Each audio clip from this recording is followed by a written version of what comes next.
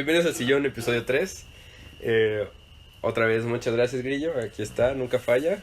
Ya es parte del cast. Nos presentamos primero. Mi nombre es Daniel. Yo soy Axel. Somos dos hermanos que estamos aquí platicando de todo y de nada al mismo tiempo. Así es. Seguimos con el mismo formato. Bueno, esta vez lo vamos a cambiar tantito. Vamos a hablar de unos temas. Y bueno, primero queremos agradecer a la gente que nos escuchó otra vez, nuevamente en el segundo podcast. Muchas gracias. Los nuevos son bienvenidos, en serio, gracias. Queremos hacer como un tipo feedback a la gente que nos ha escuchado y nos ha comentado, y quiero obviamente darle las gracias. Muchas gracias, Sebas. Muchas gracias, Rafa, por comentarnos, por darnos ánimo. En este caso, en el segundo podcast, nos dieron tanto críticas como comentarios que les pedimos. Gracias, Alejandro Lizárraga. Muchas gracias por tus rosas que nos aventaste. Y pues ahora sí vamos a ahondar en el comentario. Cuando seamos famosos, güey, no vamos a poder mencionar a todas las personas que abarrotezcan nuestra línea de comentarios. Pero esta vez hay que hacerlo, güey. Hay que tratar a los cinco, a los escuchas como si fueran oro, güey. Sí, güey, sí, que nos cuiden, los como queremos las mucho. Abejas, como ahorita las abejas de que, ay, denle agua con azúcar, no se vaya a morir. Como la vaquita marina, sí, güey, o sea, son 4, güey, hay que cuidarlas. Es más, les puedo traer a Leonardo DiCaprio, contale que nos escuchen. Sí.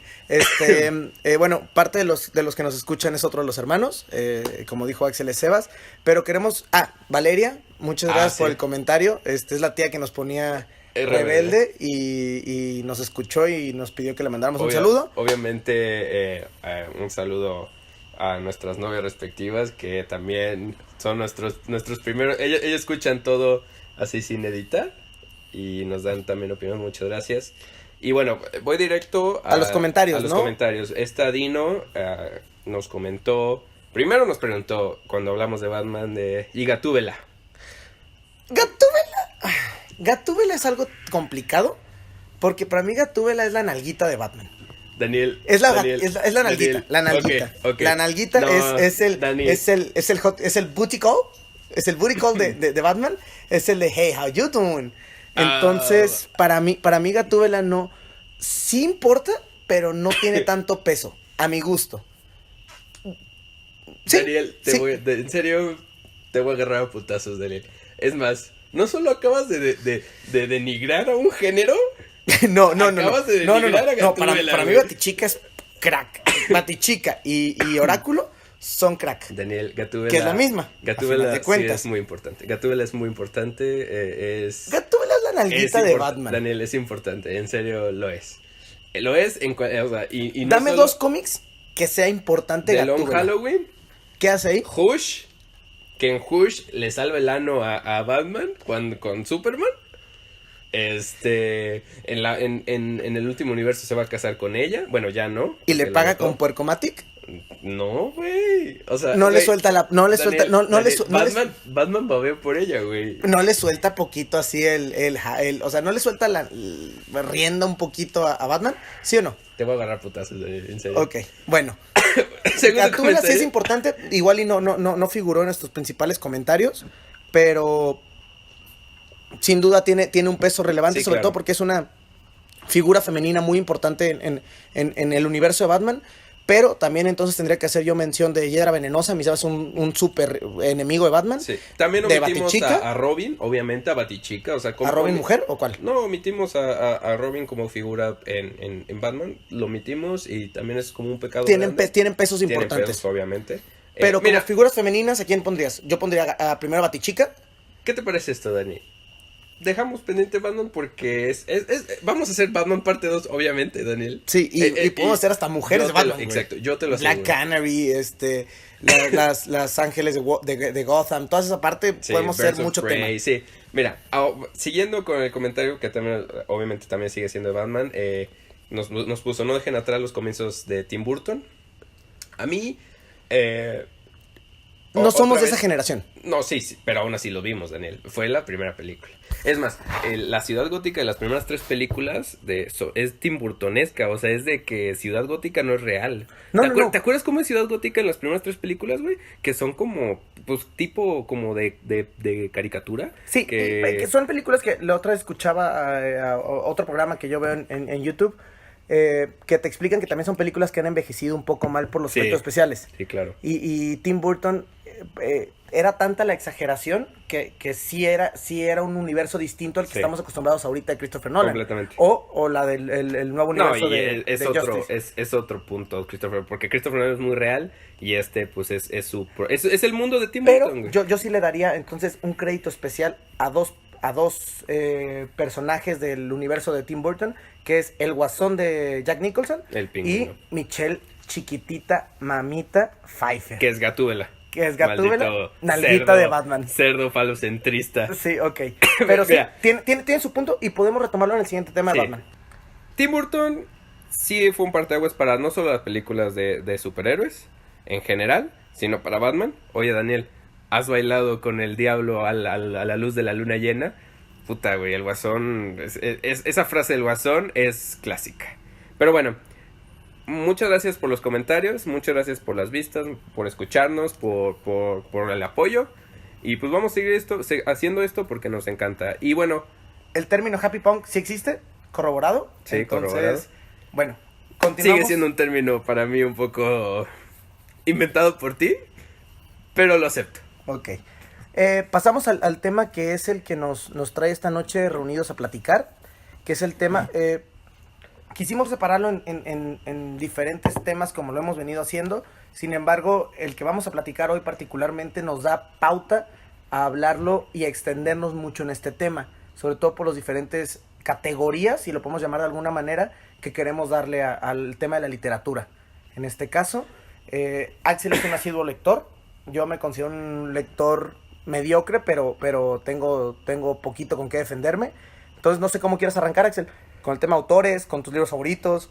Voy a empezar diciendo que, de hecho, mi tío Sergio lo dijo en una de nuestras pláticas así fogueadas, porque me acuerdo que él mencionó, yo me estaba riendo de los lectores que leen, sinceramente sigo opinando que es basura, como Paulo Coelho o 50 Daniel sombras, sí. Y yo decía, no, pues que eso no es lectura y así. Pero él dijo, pero están leyendo. Y eso es lo que cuenta. Y puta, dije, pues yo también empecé leyendo estupideces. Bueno, no estupideces, sino cosas para niños y eso es lo que quiero empezar. Que ¿cómo empieza la lectura? A mí, la verdad, con tal de que lean, es un que muy tengan buen el hábito, exacto, que tengan el hábito de lectura. Yo empecé, y es a donde quiero llegar, yo empecé leyendo libros de terror. Me acuerdo que mi papá me compraba La Mano Peluda. Tipo de Jaime sí, Maussan, yo esas cosas, completamente, ¿no? yo no sé si te acuerdas, yo iba al Vips y veía de esos libros acá, obviamente, pues no buenos, pero veía libros de miedo y los compraba y los leía y me los creía y pues, eso te creó el hábito de la lectura. Por ejemplo, sí. Yo sí quisiera tocar ese tema que con el que abriste. Yo creo que es como la música. Al final de cuentas, el libro que te guste es el mejor libro. No tendría por qué haber una literatura buena o mala. Creo que es un tema completamente de gustos. Yo empecé leyendo, mi primer libro que yo leí fue de Paulo Coelho, precisamente, El Alquimista. Y cuando me di cuenta que la lectura te transportaba a un mundo que dependía 100% de tu imaginación, te emocionaba un poquito que tú podías construir el mundo que el autor quería que hicieras. Entonces tú le ponías la cara al personaje, tú le ponías el ambiente de cómo se narraba la historia. O sea, era la historia que tú creías de la mano de la narración de un autor. Sí. Entonces para mí eso es lo increíble de la literatura. Y no me gustaría caer en un tema de si es bueno o es malo. Es más bien un tema de gustos. Sí, yo sí, pero ¿sabes por qué? Como Arjona, güey. No, sí. A mí Arjona me encanta. Sí. Pero mucha gente dice, güey, es que es muy redundante en sus letras y solo escribe pendejadas. Pues sí, pero a mí me gusta. ¿Sabes por qué? Para mí es lo único que a mí me pone como la imagen de José José todo trabado. Cuando dicen, lee El Alquimista de Paulo Coelho, me cambió la vida. Y dices, chinga tu madre. O sea, hay muchos otros libros que te pueden cambiar la vida. Pero de ahí en fuera, está bien. No hablemos de libros malos. Hablemos de libros que te cambiaron la vida. Tus primeros libros por ejemplo. O sea, en un tema como el tiempo hacia acá. Más bien, sí. pero a mí el libro que me abrió completamente así, si ya estaba poquito abierto con esos libros de miedo, a mí el libro que entró como FBI y abrió la puerta de quiero leer más, fue Harry Potter. Yo antes, y es más, fue una enfermedad porque leí los 7 libros de Harry Potter y no podía salir de ahí. Decía, te compré otro libro, y yo decía, no. ¿Cuántas veces leíste Harry Potter? Daniel, leí el libro 5 12 veces, el libro 6 13 veces, el libro 7 me lo chuté en 3 días, o sea, y te digo, no salía de ahí, era un círculo vicioso. Que por tu edad no te animabas a explorar otras cosas. Yo no quisiera entrar en el tema de la nostalgia, yo también empecé con esa literatura barata de hablar, por ejemplo, yo leí Crepúsculo y a mis 13, 14 años me parecía algo que mi mente podía captar y me podía hacer ese escenario porque yo estaba viviendo la pubertad. Sin embargo, no quisiera ondear en esos libros, sino lo que después de eso me marcó la vida. Yo después tú me enseñaste lo que es Harry Potter y los 7 libros son joyas preciosas porque te lo explican cómo el personaje va evolucionando. En los 7 tomos, Harry Potter en el primero eran temas mucho más sencillos y no porque la escritora lo hiciera para niños, sino porque Harry Potter tenía 12 años y 12 o 10 años. 11 años. 11 años. Tenía 11 años y obviamente él veía los problemas que pasaban a su alrededor como un niño de 11 años. Cuando tú ya lo lees en el número 7, ya tiene otro tema de problemas, ya tiene otro tema también personales que está viviendo, ya tiene pues su novia Ginny, ya tiene el tema de la amistad y ya está muy roto. Sí, completamente de acuerdo, pero ¿sabes qué fue a mí lo que, digamos, que me atrapó desde el primer libro? Que incluso el primer libro, como tú dices, son 120 páginas, pero y es algo que también quiero mencionar en El Señor de los Anillos, que es un universo, o sea, tú entras y ya el mundo ya está hecho, ¿sí me entiendes? O sea, no solo son personajes hablando como Crepúsculo, la verdad Crepúsculo está muy mal hecho, pero o sea, por ejemplo, ahí te va, desde el primer libro J.K. Rowling ya tenía, bueno, desde el segundo ya te estaba diciendo, digo, obviamente esto va a ser un spoiler, pero si no has visto Harry Potter, no mames. ¿En qué mundo vives? Exacto. Desde el segundo libro ya venía diciendo que era una parte del alma de Voldemort, ¿sí me entiendes? Sí. O sea, es lo que te quiero decir, que ya venía como... Todo está macabramente pensado. Exacto. Para que lo unas la historia. Y es algo que para un libro, para niños, que para mí es para todas las edades, está muy bien hecho. Por ejemplo, vamos a tocar ese tema en un momento más, pero Game of Thrones tiene ciertos detalles que hace que... Un detalle en el primer libro que parece insignificante como una lámpara, bueno, una vela o un personaje que apareció ahí, en 3 tomos después se vuelve alguien completamente importante. Así es. Tomando el ejemplo de Harry Potter, te explican en algún momento la historia de Dumbledore, que ahorita lo van a retomar en la de... en la nueva película, Los Crímenes de Grindelwald. Exactamente. Que te explican que Aberforth, el hermano de Dumbledore, estaba presente en las historias de Harry Potter desde el libro 1. Así es. Y tú nunca te das cuenta porque ni siquiera conoces al personaje. ¿Sí? Entonces, tú, si lo lees en cierto periodo ya con las ideas más frescas de lo que pasó en el libro 1 estando leyendo el 7, te das cuenta que el cuadro tal o la palabra tal o cierto embrujo, cierta escena estaba ahí el involucrado. Y si no lo pensó el autor en el momento de la edición del libro, la manera de conectar los puntos es fenomenal. Sí. En Game of Thrones lo manejan bastante, por ejemplo. Sí, es a lo que iba.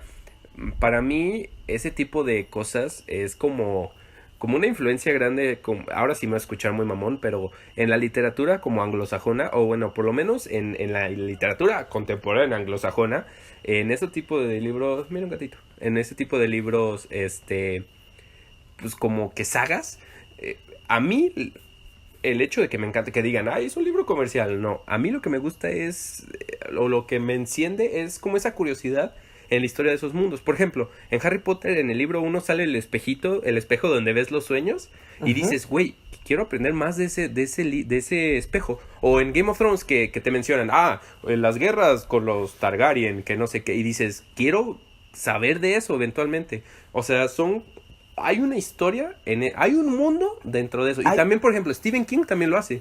Yo leí eso y Stephen King tiene... Es un universo, ¿no? Exacto. En otros libros te explican que hay muchos dimensiones y que no, o sea, en la Torre Oscura. Y por ejemplo, It, tomando el cuenta del primer podcast que hablamos un poquito de eso, supone que It, el ente, eso, no el payaso, sino el ente, aparecen todos los universos de Stephen King, en como, Cuyo, ¿no? También aparece. No me acuerdo qué libro me había mencionado, que mi tío, que salía así como un payaso, de que iba manejando y de repente vi un payaso saludándome. Y dices, wow, o sea, tú como lector, eso se llama fanservice, que tú dices, yo lo conozco, sí, o sea, ¿sí me entiendes?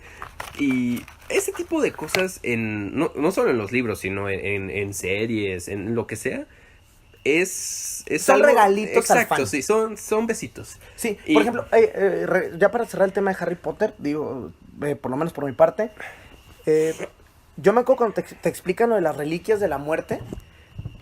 A mí me encantó y no existía nada que te platicaran de eso. Después, por temas de marketing y para vender más, sacaron los cuentos que los magos les contaban los padres, así como nosotros nos contaban Caperucita, la tortuga del lobo. Los magos se supone que tenían sus propios cuentos, y entre esos cuentos eran 7, eran los de Vida el Bardo. En esos cuentos te platicaban la historia real o completa de las reliquias de la muerte, que de hecho es como ahorita el símbolo más reconocido entre los fans de Harry Potter, que es este triángulo con un círculo adentro y una línea que cruza un palito que cruza el triángulo hacia abajo. Se volvió un símbolo que para los fans nos alimentó un poquito más de la historia, que nos enamoró. Entonces, esos detalles que también como lector que ya te metes a un universo, te ayudan bastante. En El Señor de los Anillos tengo entendido que Hobbit y la saga del Hobbit y la saga de Lord of the Rings en cuestión de libros también tienen muchísimas referencias conectadas, ¿no? Es más, cuando hablamos de universos o de mundos, el señor, Lord, Dios, es Tolkien. Tolkien hace el Silmarillion, que es como el inicio de los tiempos de su mundo, o sea, si hay historia dentro de un mundo, es ahí. Y eso es algo que yo admiro mucho como un, no solo lector, sino como un pseudo escritor que digo, o sea, yo quiero escribir y veo eso y a mí me encantaría, es algo que yo admiro mucho de la literatura ahorita que estamos hablando de eso. Las manos, la mente de una persona crea un mundo, crea un universo que existen muchas mentes. Y han hecho, los fans siguen amando El Señor de los Anillos y se han hecho videojuegos y se han hecho películas, historias por los series. Fans. O sea, el universo lo crearon y eso da pauta que tú sigas escribiendo sobre eso. Por ejemplo, hay una historia que no sé qué tan cierto sea, pero se supone que Tolkien era muy amigo de Lewis, el que escribía el tema de Narnia. Sí, es Lewis, sí. Y se supone que en el primer libro de Narnia también mencionan mucho el tema de los anillos, haciendo una referencia de cómo los dos escritores compartían ciertas ideas y se hacían como ciertos crossovers, no si eran crossovers. Como homage, como homenajes, tributo, exacto. Como tributo a mi amigo que también está escribiendo, y eso también está muy padre. ¿Por qué? Porque hoy en día vemos que en los cómics o en la misma música hay los featurings. En este caso también entre escritores había como esas pistitas o secretos ocultos. Sí, no sé si tú sepas cómo nació el mundo del Señor de los Anillos específicamente. Tolkien era un maestro en Oxford, creo que era en Oxford, y él era lingüista, y él empezó como lingüista ávido. Él hizo como un proyecto de un lenguaje, en este caso creo que era el élfico o el de los enanos, no me acuerdo, eran runas, y supone que su especialidad era el tema de la etimología, ¿no? Lenguaje, no sé si específicamente la etimología o no, pero él empezó haciendo su proyecto y con sus estudiantes, hubo muchos estudiantes que dijo, oye, le hacían preguntas y él empezó haciendo una historia en base a esos idiomas. O sea, eso es impresionante, o sea, porque él no empezó haciendo personajes, él empezó haciendo un lenguaje. Para que veas cómo inicia esa historia. Lexicográfico. Gracias. Gracias, Google. Sí, Wikipedia, no te mueras nunca. Sí, y para mí Oxford, eso es impresionante. Oye, Dani, bueno, quiero mover el tema. Seguimos hablando de los libros, pero te voy a hacer la pregunta del millón, la pregunta de la FIL, la pregunta que mató a Peña o que inició el inicio del fin para Peña. Ok. 3 libros que hayan cambiado tu vida. Ok, yo sí los tengo en mente porque me preparé. La Biblia, no es cierto. Nomás. Yo creo que el primer libro que me cambió ya sobre todo como adulto, que bueno, como pseudo adulto que soy, el libro que todavía hasta la fecha lo recomiendo, lo regalo y es el libro que más me emociona, es Tokyo Blues, de Haruki Murakami. Siempre he tenido una afición y un enamoramiento con la cultura japonesa y te explican cómo se vivía en el Japón de los años 60, la época posguerra, te explican un poquito de la cultura japonesa del día a día, no la parte romántica que estamos acostumbrados, sino la frialdad de la vida cotidiana del japonés. Entonces, es una historia de amor particularmente oscura, como todos los libros de Haruki Murakami. Es un tema también muy autobiográfico. Murakami siempre retrata un poco de él, ese hombre introvertido en cada uno de sus libros. Y se enamora, no les voy a hacer spoiler, pero se enamora de la novia de su mejor amigo que se suicidó. Pero la novia se mete al manicomio, la meten al manicomio y este güey tiene que seguir su vida mientras sigue enamorado de una chava que está en un manicomio y él tiene que seguir su vida como una persona normal. A grandes rasgos en ese libro no se escucha tan interesante, pero la forma en la que está escrita te lleva a cosas muy padres. Bueno, ese es mi primero, no sé cuál es el tuyo. Uno, acá tus primeros tres, porque yo también quiero hablar a fondo de los tres. Ok, el segundo... El foro es tuyo. El segundo, yo sí pongo ahorita, porque a mí me marcó muchísimo Saramago. Es también el del elefante. El viaje del elefante. El viaje del elefante de José Saramago. No es su mejor libro, creo que tiene mejores, pero esta es una historia que yo me la puse a leer y no sentí en qué momento avanzó el libro hasta que lo acabé. ¿Por qué? Porque nada más te explican la historia de cómo mueve un elefante de una ciudad a otra, como un tema medio cirquense, y está escrito de una manera tan sencilla y tan agradable de leer que tú en cualquier momento estás esperando ese clímax, ese momento donde explote la historia y tú digas, aquí está el problema, y nunca llega. Entonces ahí me di cuenta que Saramago escribía de una manera muy distinta, un tema muy particular. José Saramago no usa puntos. Puntos aparte, sí. No usa puntos aparte ni puntos seguidos, todo lo hace con comas. Las comas simbolizan obviamente las pausas que tú tienes que tener al leer. Sin embargo, es una historia tan continua que tú nunca pierdes hilo de la historia. Es un libro que si te dedicas a leerlo, lo acabas en 3 días sin problema alguno, sin tampoco clavarte a encerrarte todo el tiempo a leerlo. Ese es uno, y no es mi libro favorito Saramago, pero es uno de los que más me marcaron. Y el tercero es uno que acabo de terminar de leer, recomendación de un amigo mío, de Enrique. Las travesuras de la niña mala. Es un libro que escribió Vargas Llosa, es premio Nobel ese libro, y es una historia también de amor. Creo que ese es uno de los puntos que ahorita vamos a ondear del tema de los géneros, pero es una historia de amor tragicómica, en el sentido de que es sumamente oscura la historia, porque este güey conoce a una chava desde su niñez, y esa chava desaparece y se la va encontrando en diferentes etapas de su vida, en diferentes países y en diferentes personajes, porque ella miente para encajar en ciertas sociedades. No les quiero spoilear el libro, porque sí lo recomiendo que lo lean, pero haz de cuenta que la historia gira alrededor de las ciudades donde están, y el personaje de la chava, de la niña mala, evoluciona en relación al país donde están. Están en Japón, están en España, están en Inglaterra, están en Francia, están en Perú, y es un libro sumamente cómico, pero la historia es completamente triste, y mencionan temas muy muy duros como sadomasoquismo, abandono, interés, etcétera, etcétera. Pero me marcó mucho porque me di cuenta que una historia triste no tiene que ser completamente deprimente, como lo es Cumbres Borrascosas, que es otro libro que me encantó y me marcó. Pero de los que yo recomendaría, mis libros favoritos son esos 3 que yo te digo. ¿Los tuyos? Ahorita me acordé, Vargas Llosa sí es Nobel, pero creo que su Nobel es por La ciudad de los perros. Estoy casi seguro que es Las travesuras de la niña mala. ¿Sí? Se los confirmo en el siguiente programa porque no traigo la compu.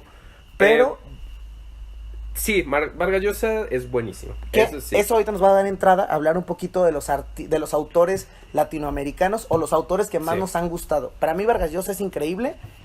No he tenido oportunidad de terminar el de La ciudad de los perros, pero en mi opinión personal, la forma en la que está escrita es algo que te ayuda mucho, sobre todo cuando no eres un lector con el hábito tan marcado. Los libros que sean de fácil lectura, es decir, que no sean tan cansados de leer, como por ejemplo a mí Rayuela me ha costado un huevo y el otro terminarlo, porque es demasiado descriptivo el güey. Entonces a mí un libro que sea de fácil lectura, y no que digo que sea de Crepúsculo, pero que sea de fácil redacción, es algo que a mí me ayuda mucho a leerlo. Sí, no, y esos tres son, bueno, tal vez Vargas Llosa no, pero Haruki Murakami y Saramago son así digeribles y hermosos. Antes de que diga mis tres libros, cuando tú mencionaste eso del el viaje del elefante, cuando abres ese libro hay una frase que dice, siempre llegamos a donde nos esperan. Siempre llegamos a donde nos esperan. Y para mí, describiste perfectamente ese libro, que es como... Es un dulce, lo masticas, es un postre. Y como te dice, siempre llegamos hasta donde nos esperan. Y creo que sí está basado en una historia real, lo de que el elefante, el rey de Portugal, le regaló, sí, exacto. El rey de Portugal le regaló un elefante al de Luxemburgo, o no sé si era al revés, y el chiste era llevarlo. Bueno. Y cuenta la historia del elefante, sí, y del güey que cuidaba al elefante. Sí. Bueno, yo voy a decir mis tres libros, igual que Peña, igual que tú. Quiero hacer como un preámbulo a eso. ¿El libro de historia de la SEP de tercero de primaria? El Atlas, el que no cabía en la mochila. No cabía en la mochila. No, yo amo la literatura, amo los libros, amo leer, y se lo sugiero a cualquiera. Y yo de hace 5 años, 6 años, me prometí como que leer los clásicos o de tarea así, y yo creo que por eso te voy a decir, de mis 3 respuestas, 2 son clásicos, y me marcaron por momentos específicos. El tercer lugar se lo doy a Moby Dick. Moby Dick es... ¿Charles Dickens? No, Melville. Herman Melville. Bueno, no me acuerdo su primer, no me acuerdo ahorita. Moby Dick no es un libro fácil. Eso sí, se lo aseguro a cualquiera. Te lo mamaste en inglés, ¿verdad, güey? En inglés, y o sea, es estadounidense. En inglés, es más, te lo voy a resumir tantito. Son 200 capítulos, por decir algo, de los cuales 100 hablan de cómo cazar una ballena, y cómo son las ballenas, y cómo es un barco, y cuáles son las partes de un barco. Y ahí te mamas y dices, ay, güey, me voy a dormir. Pero en esencia lo que es esa historia, lo que es la naturaleza del hombre y la venganza, que parece que literal lo leí de Wikipedia, pero Moby Dick es una historia hermosa, y hermosa en el sentido catastrófica, cruel, negra, pesada, pero cada página es diferente, es un viaje. Y la forma en que escribe, y así, en los últimos 3 capítulos, los últimos 10 capítulos en específico, cuando te dice, todo está perdido, vamos a morir. Ellos quedan en alta mar.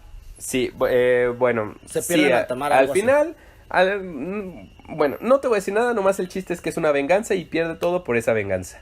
Y bueno, obviamente está una de las frases más icónicas de la historia de la literatura, que es Call Me Ishmael. Es famosísima.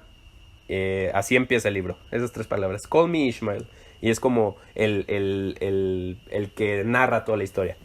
Hermoso el libro. Y para mí, o sea, yo cuando lo leía, y de hecho, no sé si te acuerdas que hay una película de UFC del peleador. Bueno, es la única película en donde un hombre puede llorar. Que hay una parte donde su papá es alcohólico. ¿Cómo se llama la película? El peleador, en español. No, The Last Fight, la última pelea se llama, perdón. Sale el que va a salir en Venom. Ah, sí, Y el hermano, no me acuerdo cómo sale. Y haz de cuenta que hay una parte en específico donde el papá era un alcohólico y está como en recesión. Y él dice, estoy leyendo Moby Dick, y está escuchando. Y hay una parte donde te menciona cómo se pierde todo en el libro y cómo él acaba jodido y vuelve a tomar. Cabroncísimo la parte. Y ese libro, para mí, sí, léanlo. Es pesado, pero léanlo.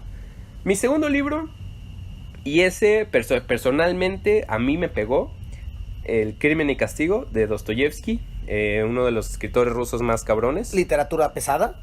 Sí, pero esa es muy buena. Ajá. Esa es un sí clásico. Esa es interesantísimo porque, en pocas palabras, y si no han escuchado, Crimen y Castigo empieza con un güey que se llama Raskolnikov, que planea matar a una señora, así, a una señora cualquiera, que ya la había visto y así, y la mata. Y dice, oye, ¿por qué la matas? ¿Por qué no servía para la sociedad?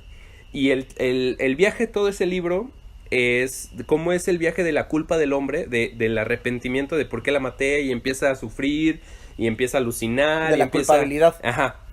Y esta vez, pues bueno, este libro, más que la historia, el viaje es lo que importa. Y sí es pesado, pero es un clásico y a cualquiera... Y también el retrato de la Rusia de aquel entonces, ¿no? Sí, claro. Esa parte... La Rusia... antes de la revolución. Sí, sí. De hecho... De los moscovitas, ¿no? De cómo vivían afuera de la ciudad porque era muy caro y las ciudades comunistas y todo eso. En San Petersburgo se trata todo ese libro. Y de hecho, este libro, Dostoyevsky lo escribió en Siberia. Cuando lo encerraron a él... Y bueno, Siberia era una de las cárceles más cabronas del mundo. Y bueno, lo escribió ahí. El punto es que... no lo han metido a Puente Grande, güey. Bueno, Daniel, no, güey. En Puente Grande hay un bule. ¿Tú crees que en Siberia hay un bule? Ok. Sí, bueno, el punto es que ese libro habla de la redención del hombre. De cómo cualquiera se puede redimir y puede... pues renacer de las cenizas, por decirlo así. Muy buen libro, lo recomiendo completamente. Y mi primer libro es una joya, Daniel ya la mencionó, y para mí es cada que lo leo es así, o sea, como cuando encuentras tu puesto de tacos perdidos que lo agarraste en una peda, y es Rayuela de Cortázar. En general, Cortázar para mí es mi dios. Es pesado, pero no pesado en el sentido de que me voy a aburrir, sino que es muy complicado. Es un español muy complejo, muy surreal, y a mí lo que me encanta es que juega mucho con el lenguaje. Ese libro no se puede leer en inglés. Ese libro y si lo lees en inglés es una pendejada. No se puede leer en inglés, y es hermoso, en serio. O sea, no es tanto la historia, es un poco más la expresión del lenguaje español. Exacto, él juega con el español, para mí no solo es realismo mágico, pero es como se llama literatura experimental, porque juega con el lector. Porque, si no saben, ese libro es Rayuela es como el avioncito. Y tú lo puedes leer en diferentes maneras. El avioncito es cuando jugabas... Aventabas la piedra y saltabas en el 1, 2, 3, 4, ese mero. Y en Rayuela así se dice en Argentina. Y ese libro se puede leer en diferentes capítulos, o sea, puedes leer el primer capítulo, después el 73, y se supone que si lo lees de inicio a fin y de fin a inicio son dos historias contando la misma trama, pero desde otra perspectiva, si se puede ver así. Sí, porque... como digo, juega más con el español. Ese libro es para ver cómo juega con el lenguaje. Más que la historia. El otro día estaba leyendo, porque estoy ahorita leyendo Rayuela y me está costando mucho trabajo, pero estaba leyendo información acerca del libro, y es ese, y 100 años de soledad, es el libro que más gente ha escrito sobre el libro. Es decir, son de las obras que más reseñas han tenido, porque los estudiosos la explotan y la exprimen y la exprimen y siguen encontrando algo. Sí, hay tesis sobre el personaje de la maga, o sea, hay tesis de eso. Y sí, y bueno, 100 años de soledad para mí sí me encanta. Esa es como mención honorífica, ¿no? Al idioma español. Sí. No, sobre todo la cultura latina. Sí. Porque te explican mucho el origen de, yo creo que él te habla de Macondo, que es un pueblo colombiano, inventado obviamente, pero realmente data de la misma historia de aquí de México, de los pueblos que pues podemos conocer en Michoacán, en Jalisco, en el Estado de México. Es el mismo origen, todos se apellidan de la misma manera, todos de alguna manera están relacionados, y como en un mismo pueblo, en un pequeño pueblo, hay tantos problemas y hay tantas historias naciendo de la misma familia. En esencia es eso, pero lo que tiene el realismo mágico, o bueno, lo que se llama el boom latinoamericano, que es, ahorita mencionamos 3, Vargas Llosa, Gabriel García Márquez y Cortázar, y hay muchos más, sí, pero tiene tintes de un realismo que es diferente, o sea, porque no es tal vez sí es fantasía, pero no es El Señor de los Anillos, no es Narnia. No, tiene mucho lo que caracteriza al latinoamericano, la leyenda, los mitos, dicen que ese señor mató a un oso con sus brazos. Ándale. O sea, una tontería así, pero ese es el realismo mágico, ¿no? Sí.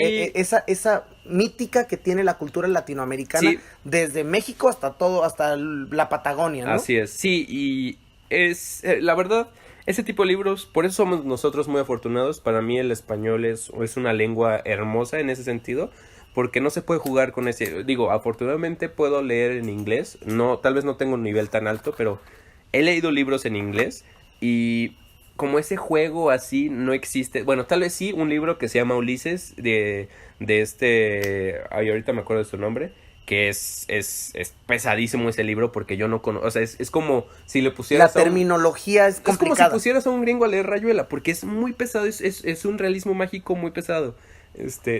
Pero esos son mis 3 libros.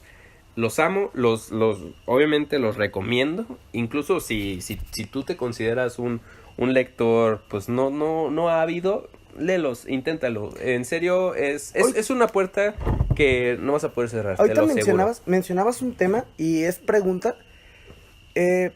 A mí lo que me cuesta a veces mucho trabajo de leer, que no tengo el hábito tan marcado, es que a veces me canso, que la historia, pues abres un libro y la historia empieza a ser interesante un cuarto después del libro, ¿no? En la mayoría de los casos. Muchas veces lo dejamos por desidia o porque no te clavas en la historia. ¿Qué tanto tú lees por terquedad, güey? Porque tú ese es el tema de Moby Dick, que habla de mucha terminología de ballenas, de barcos y de navegación. Entonces, ¿qué tanto tú dijiste, güey, ya no quiero leer esto y lo voy a leer porque quiero decir en mi repertorio, en mi currículum de libros que ya leí Moby Dick? Sí. ¿Qué tanto te aferraste y qué tanto la historia sí te estaba medio convenciendo? Es una buena pregunta. Yo creo que, es más, te puedo decir que por lo menos un buen porcentaje de libros que he leído han sido por el hecho de ser clásicos, considerados clásicos. No porque yo diga, me interesó esto. Y sí, tal vez sí lo puedes llamar terquedad o compromiso, como quieras verlo. Pero sí, sí hay que tener, por ejemplo, yo... Es como un cierto tema de compromiso con el autor, ¿no? Sí, y no sabes qué, sí.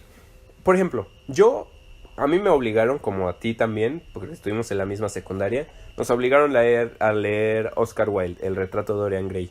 Yo cuando lo leí por primera vez me hiper mega cagó, no me gustó. Hasta que, no me acuerdo quién me dijo, léelo otra vez, dale otra chance, por favor, así. Y yo, no, me caga Oscar Wilde. Y volví a leerme, tengo un libro de cuentos de él que lo leí y digo, wow, Oscar Wilde es hermoso. Y es que yo creo que también ahí va un tema muy importante en relación a la cultura o a la educación o al hábito de leer más bien, es qué libros te ponen a leer de chiquito. A mí me pusieron a leer El Principito a los 8 años y la verdad es que no me acuerdo nada del Principito, sé que lo acabé y entonces lo leí por compromiso. Pero me acuerdo que de Oscar Wilde me pusieron a leer El Fantasma de Canterville y me gustó porque era una historia pues medio infantilona de miedo.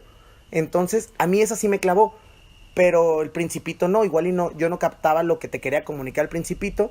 Entonces, yo entiendo que en la parte de Estados Unidos te ponen a leer Huckleberry Finn, por ejemplo, que es Tom Sawyer y las aventuras de Tom Sawyer, y eso invita a que como niño te intereses un poquito más en la parte de la literatura. A mí me hubiera gustado de chiquito que alguien me dijera, lee Sherlock Holmes. Sí. ¿Por qué? Porque eran historias de detectives que un niño de 10, 12 años puede entender y se puede imaginar sus aventuras siendo Sherlock Holmes o siendo Tom Sawyer y no tanto pensar en leer estos libros que a veces nos lo imponen, ¿no? Por eso yo agradezco mucho que Harry Potter llegara a mi vida porque fue una lectura que yo a mi corta edad podía entender y lo leía por gusto porque prefiero leer a ver una película. ¿Sabes? Ok, ¿puedo hacer una mención súper mega hiper honorífica que es más raya en el tercer lugar? 1984. Es la que es de George Orwell, ¿no? Que es Big Brother. Sí. Que habla del gran hermano, precisamente. Ese y George Orwell en general, Animal Farm, que esa es hermosa, o sea, es distopia así al por mayor. Y es un autor que habla, es de los primeros que hablan de una distopia, que es lo opuesto a una utopía, perdón, que hablan del futuro como el Terminator, que dice, valió madre todo, o sea, nos fue mal. Y George Orwell también, eso sí lo sugiero, en cualquier idioma, léanlo, es un libro muy bonito, o bueno, no muy bonito, es un muy viaje, padre. Es un viaje, exacto, y para mí eso es la lectura, un viaje, es el hecho de que tú pospongas todo por leerlo, o sea, ok, te voy a hacer esta pregunta, ¿qué libros? O sea, sí, me acabas de dar tus recomendaciones, pero ¿ha habido algún libro que tú digas, no lo puede dejar de leer, no lo puede dejar de soltar, o sea, que digas, neta, no puedo? Yo tengo uno, eso. Me acuerdo que eso, y digo, pues no puedes comparar eso con pinche Moby Dick. Pero para mí eso, por el hecho de la historia, por así consumirle, hoja por hoja, en serio, me dormía a las 3 de la mañana. Mira, y decía, wow. A mí me pasó, y porque eso me da pie un poquito al otro tema. A mí me gustan mucho las historias que tienen un tema de amor. No. Yo sí entro y yo sí no te pediría que top 3, yo pondría un top 4, porque a eso voy. Ahí está, George Orwell, mi top 4 y tu top 4. Mi top 4 es La sombra del viento, de Carlos Ruiz Zafón. Qué libro tan más impresionante. A mí me gusta mucho que te retraten una ciudad a tal grado. Yo no conozco Barcelona, pero creo que la conozco un poco a través de ese libro. Y la historia, son 2 historias al mismo tiempo en paralelo, donde es el chavo que encuentra un libro, que ese libro tiene un misterio detrás de él, del autor más bien, que no existe otros tomos ni réplicas, y hay alguien que está buscando destruir todos esos tomos. Entonces, él está investigando la historia del autor, entonces es la historia del autor y la historia del chavo que está investigando. Y Carlos Ruiz Zafón es un libro que yo empecé a leer los primeros 5 capítulos, yo dije, ya me cansé, pero después del 5º, 6º capítulo, me acuerdo que yo iba a través del Chepe, en Chihuahua, y yo ya estaba en los últimos 4 capítulos, y no me importó llegar, me bajé en la primera banca que pude, me senté a acabar los 4 tomos, porque no podía. Pero es porque la historia te involucra tanto a nivel personal, y se vuelve como una película, o sea, como si te la cortaran en el momento del clímax, tienes que acabarlo. Entonces, yo sí pondría a Carlos Ruiz Zafón, La sombra del viento, un libro precioso, no he leído las siguientes, las tengo en mi pipeline de lanzamiento de producto.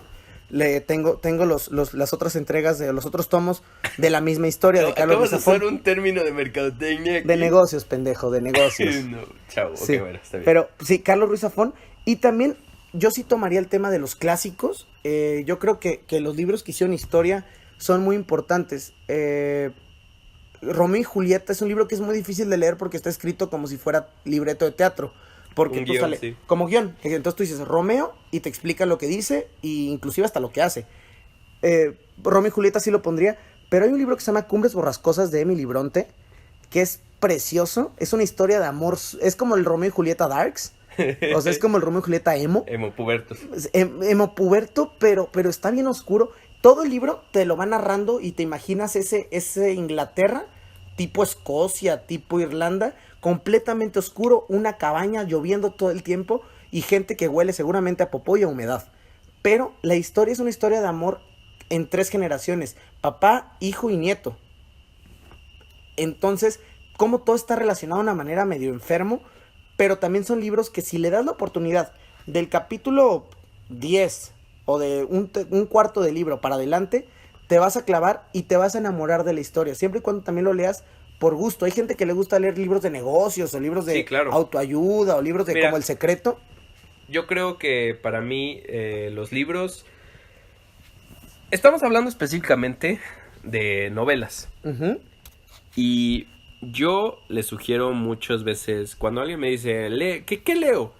Yo muchas veces sugiero cuentos, antologías de cuentos. Por ejemplo, hay un libro, por si lo buscan, es muy bueno, es una antología de muchos cuentos, se llama La Mona Risa. Y mira, muchas gracias, profesor Dani, él nos dijo que compramos ese libro, lo leímos, son muchos cuentos, por ejemplo, hay un cuento de Woody Allen, muy bueno ahí, hay otro cuento de La Caperucita Roja, pero versión feminista, y de que la Caperucita Roja le dice a la mamá, oye, ve a llevarle comida a tu abuela, y dice, ¿por qué le llevo comida a mi abuela si ella es una mujer independiente y puede hacer lo que sea? Obviamente te lo estoy súper mega hiper resumiendo y súper echándole tierra a un cuento muy bueno, y les sugiero que lo lean. Por ejemplo, hay un, obviamente, señor, o sea, me quito el sombrero y digo, nunca te entiendo, Borges, el Aleph, que son antologías de cuentos de él, que son excelsos, son hermosos. Y yo también hay que darle cierta como pauta a los cuentos, denle oportunidad a cuentos, compren antologías de cuentos actuales, viejos, de muchos autores, ¿no? Y para mí también es una de las maneras más fáciles de entrar a la literatura, porque igual y para mucha gente no se le facilita entrar de lleno a una novela, porque por tiempos, sí, por exacto. Y tú y yo, o sea, ha habido gente, es más, la persona que más lee en este mundo ha dejado un libro por desidia, por lo que sea, que digo, luego lo leo y lo vuelves a empezar. Los cuentos son fáciles, digeribles. Yo sugiero, por ejemplo, de Cortázar. Yo quiero hacer una mención honorífica. Yo nunca he podido terminar he leído 2 o 3 cuentos de un libro que tú me prestaste de Borges. Y Borges en Argentina es Dios. Es un dios. Y en Estados Unidos también. Pero Borges es como es como hasta de culto. Exacto. O sea, hay cierta gente que ama a Borges y quizá ni lo entiendan, pero Borges tiene hasta fans, tiene hasta hinchas, donde cantan Borges en las porras de los estados argentinos, pero no necesariamente es gente que ha leído toda la literatura de Borges porque escribió un putero. Pero, Borges, por ejemplo, es un dios. Y ese quería dejar el tema de que sé que Borges es un parteaguas para la literatura argentina, porque él vino antes de ese realismo mágico de los Cortázar, de los... Sí, exacto. O sea, él fue inspiración. Exacto. Ellos admiraban a Borges. Claro. Todos decían, Borges es un dios. Hay como un poema, Octavio Paz. hay un Octavio poema Paz también que habla de las guerras de las Malvinas en Argentina. Borges tiene mucho origen inglés. Sí. Y también es argentino. Entonces, cuando pasó el problema de la guerra de las Malvinas, él escribió un día donde dice, todos perdimos. No ganó Inglaterra, no ganó Argentina, perdieron los soldados que fueron a matarse a ese evento tan sanguinario. Ese es el punto. Y lo que tú decías de los géneros, hay una mención, por ejemplo, hay gente que le gusta mucho la historia, y leer biografías también es padrísimo, o leer libros de historia. Mi abuelo, por ejemplo, mi abuelo es fanático de los libros que hablan de los zares, por ejemplo, o de los reyes de Francia, los Luis XIV, Luis XV, Luis XVI. A mí en lo personal no entro en esa categoría, pero uno de los libros que más me ha gustado y me encanta leerlo cada vez que puedo es una biografía de Sabina, que es la de Esa boca es mía, donde a grandes rasgos es una biografía donde Sabina lo entrevista a un güey durante 4 o 5 noches durante una peda. Haz de cuenta que ponía la grabadora y se ponía a platicar con Sabina. Entonces, conforme se iban emborrachando, los temas se vuelven más álgidos. Entonces, es un libro también que es una experiencia muy padre, y es otro tipo de género que también te invita a no caer en las novelas, o no caer en el romance, o todo eso. Oye, habla hasta del PRI, habla hasta de la política en México, imagínate. Sí, muy buen libro, muy lo recomiendo, no es muy fácil de conseguir, pero es un libro padrísimo. Y Sabina es un tipo súper interesante. Sí, de ese tipo de libros a mí me encanta. Yo acabo de leer un libro que se llama... El Dalai Lama te gustaba, ¿no? Sí, pero antes que nada quiero mencionar es el de mitos nórdicos, de Neil Gaiman, que habla de la mitología nórdica, pero narrada como si fueran cuentos. O sea, él agarra como que la narrativa, como que una línea de toda la historia de la mitología, y los hace cuentitos de cuando Thor fue a tal, y cuando Loki y Thor fueron a... Y aprendes de la mitología nórdica, y es padrísimo. Ese se lo sugiero, mitos nórdicos. De hecho ahorita está en cualquier, porque es nuevo ese libro, está en cualquier tienda de libros, ese sí lo pueden encontrar fácil. Y del Dalai Lama, ese es como igual, es como una entrevista, es un libro de que él habla sobre cómo manejar la felicidad, de algunos como conceptos budistas que puedes aplicar en la vida diaria, que incluso sin ser budista. Por ejemplo, hay una frase muy bonita que él dice, bueno, no frase, sino que dice, obviamente palabras menos. Exacto, desde un punto de vista budista dice, ¿por qué nosotros vemos puras noticias malas en las noticias, vaya la redundancia, en los periódicos? Noticieros. Porque vivimos diariamente noticias buenas.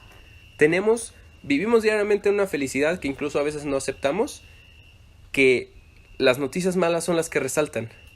Es lo que él dice, desde un punto de vista de la felicidad. Y muy positivo, exacto, ¿no? De hecho, tiene como 4 libros. De hecho, hay de dos Dalai Lamas, pero este es el de Tenzin Gyatso. Mi papá me lo dio y me obligó a leerlo cuando tenía 12 años, que también está mal, pero es muy bueno. Te digo, si te...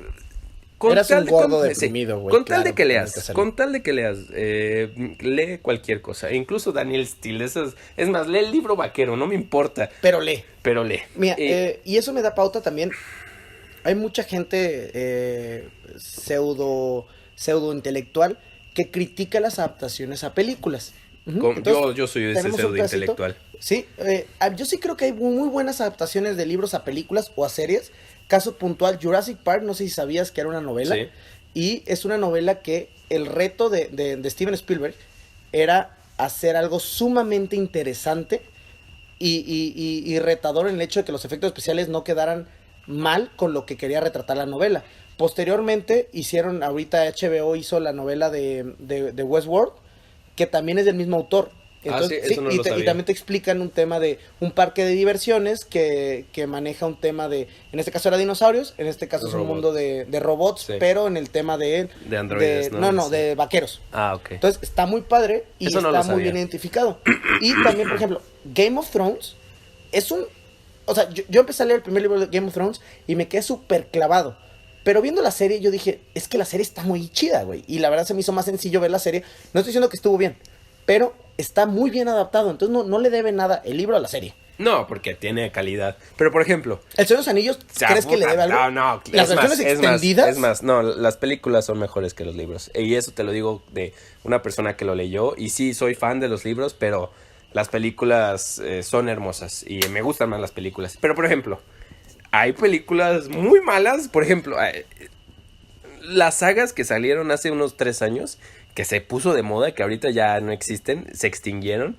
La de Los Juegos del Hambre, Crepúsculo, 50 Sombras de Grey. Ahorita sacaron una película Animales Fantásticos. Esa es la de Harry Potter. No, Animales Nocturnos. Algo así. Hay una, nocturnos, hay una que sacaron hace poco, que no sé si te acuerdas. Es más, no me acuerdo ni cómo se llama, que sale una negrita que es como tipo X-Men.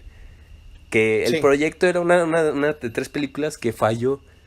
Ya no existe, se murieron, se murió como en la moda de eso. Pero ¿cuál es el problema de adaptar un libro a una película o una serie? Yo creo que es muy difícil muchas veces. Por ejemplo, ahí te va. La imaginación humana, yo creo. Tal vez, pero a veces es muy difícil. Por ejemplo, los libros de Stephen King. Hay muchas películas de Stephen King que son malísimas. Y hay muchas películas que fueron adaptadas bien o que les falta. Por ejemplo, en mi opinión personal, It es casi imposible de adaptar a unas películas. Y lo han hecho. Han sacado lo mejor de ese libro porque, en mi opinión, el final de ese libro es rarísimo. Y es más... que no lo han retratado en las películas. Y probablemente lo saquen y no sé cómo le vayan a hacer porque igual le sale mal. Porque está raro, güey. Está muy raro. ¿Pero de qué es? Haz de cuenta que... Perdón por los spoilers... Long story short. Ajá. Hay una parte donde se meten como en la final de la primera película, a pelear contra los grandes. Y hay un momento Los niños de adultos. No, los adultos. O sea, los niños que salieron en la primera, de adultos van y buscan a It. Y en esa alcantarilla entran como a un mundo bien bizarro, güey. Y al final tienen que hacer algo bien raro. Y yo cuando lo leí dije, qué chingados, esto es imposible que lo hagan en película. Y es más, estoy seguro que lo van a evitar. Por lo mismo, porque no es políticamente correcto. Lo que quiero decir es que para mí lo complicado de hacer un libro a película, por ejemplo, Game of Thrones, yo que leí todos los libros y espero el otro libro que no ha salido y no creo que salga, fue que se saltaron muchas cosas que, como digo, y la verdad también odio a esos fans como cuando vas a ver una película de superhéroes y dice, ay, faltó eso, porque sabías que en el cómic sale así, así. Ok, es imposible, pero... Hay muchas cosas que dije, ojalá hubiera salido. Oye, no salió esto. ¿Sí me entiendes? Pero también hay ejemplos muy buenos. Yo nunca he leído ese libro. Pero la película... No, ahí te va. Y con esto te voy a matar. Y con eso hasta quisiera cerrar el tema. El libro de Shawshank Redemption. Sí. La película está catalogada por los que conocen de cines. O The Green Mile. O Forrest Gump. O Stand By Me. Exacto. Por ejemplo, Forrest Gump creo que que hasta va al espacio. Se supone que Forrest Gump va al espacio. Pero el libro, estoy seguro que, la película siempre va a ser mejor que el libro. ¿Por qué? Porque Tom Hanks, por muchas cosas que la magia del cine también permite que la literatura no. Es un arma de doble filo. Y yo creo que el peor pecado es ejemplos como por ejemplo, a mí los Juegos del Hambre no me gustó nada. Yo creo que más bien es la ejecución del libro tal cual, que quieran hacer un poco más o quitarle las cosas buenas al libro. Por ejemplo, yo creo que la magia del Señor de los Anillos son varias cosas. Por ejemplo, los actores, creo que todos los actores el reparto era increíble. 2, la musicalización de las películas es una cosa espectacular. La fotografía también. Y es lo que no quiero cerrar. El tema, todos los paisajes, el director de arte, el director de arte debió haber hecho cosas preciosas porque los castillos, la fotografía, las tomas, Nueva Zelanda se prestó perfecto para eso. La parte de los bosques, la parte de las montañas, hacen que también la magia del libro no se pierda. esa imaginación donde tú te imaginabas el escenario donde estaban peleando, o el escenario de los Ents, o el escenario de cuando estaban ellos en las minas, si no tenías el lugar adecuado donde hacerlo, con pantalla verde, por más que quisieras, no se iba a lograr. Exacto. Entonces, esa es la magia, que también es lo que falla con los cómics. Los cómics también dependen mucho de la imaginación retratada con dibujos, que es más fácil hacer en tu cabeza la escena en movimiento que grabar una escena donde el Capitán América esté peleando contra otro cabrón. Sí, porque tiende a tener muchos pecados, exacto.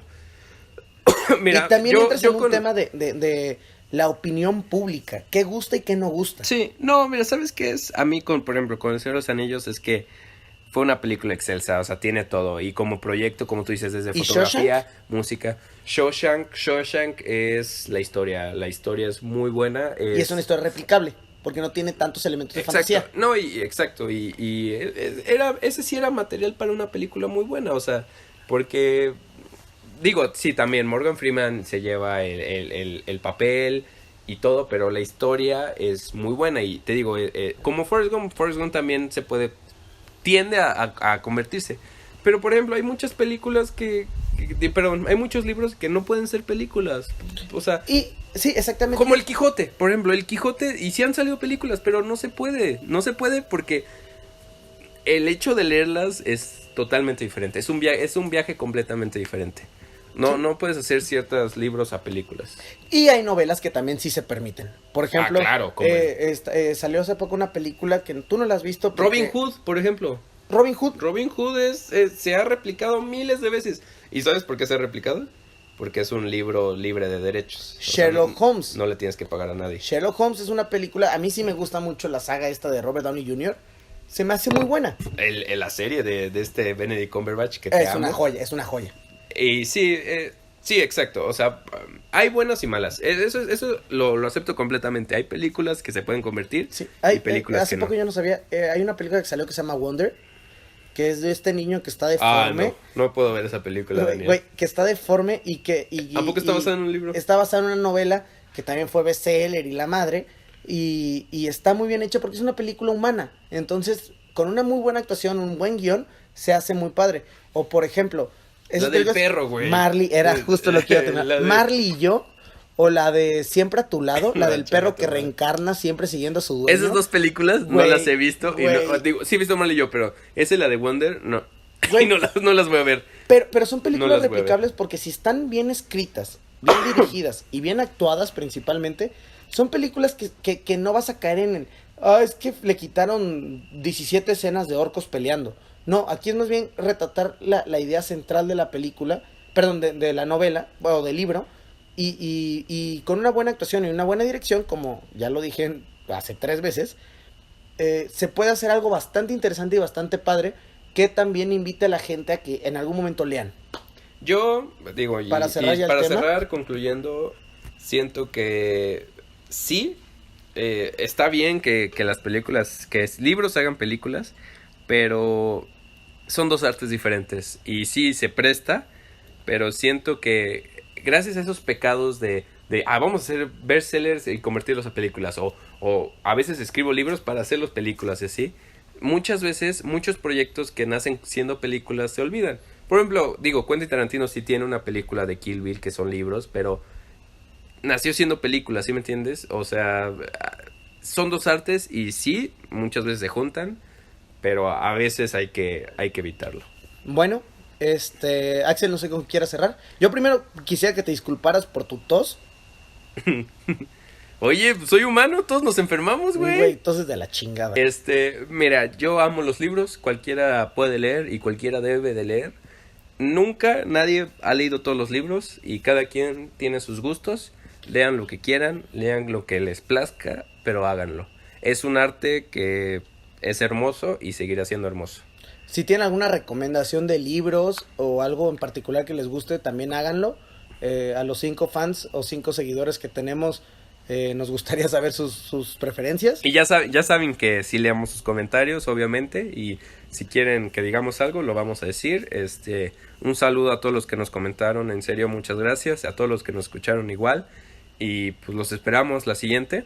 Seguimos en constante mejora. Estamos siendo la planeación. Ahorita estamos creando contenido para poder ya cargarlos a las plataformas. Vamos a seguir con este proyecto. Tenemos muchas ideas para seguirle construyendo. Yo creo que ya en las siguientes 2 ediciones vamos a traer ya invitados. Ya tenemos por ahí a Lalo Aviña, tenemos a Joaquín. Mi tío Sergio. Tenemos a mi tío Sergio. Y si alguien más se quiere sumar que medio sepa hablar. O cualquiera del pacto, con todo gusto, en serio. No, y cualquiera. Gerardo, para hablar de anime. Tenemos guardados ciertos... tenemos ciertos temas, por ejemplo, fútbol. No hemos tocado nada de fútbol, soccer. Porque yo estoy esperando a Lalo, que está aquí. Estoy esperando a Joaquín y a la gente del pacto para que me compartan un poquito de su sapiencia del anime. Y bueno. Cualquiera que quiera comentar está invitado al sillón. Y en serio, muchas gracias. Los escuchamos la siguiente. Los queremos mucho. Adiós.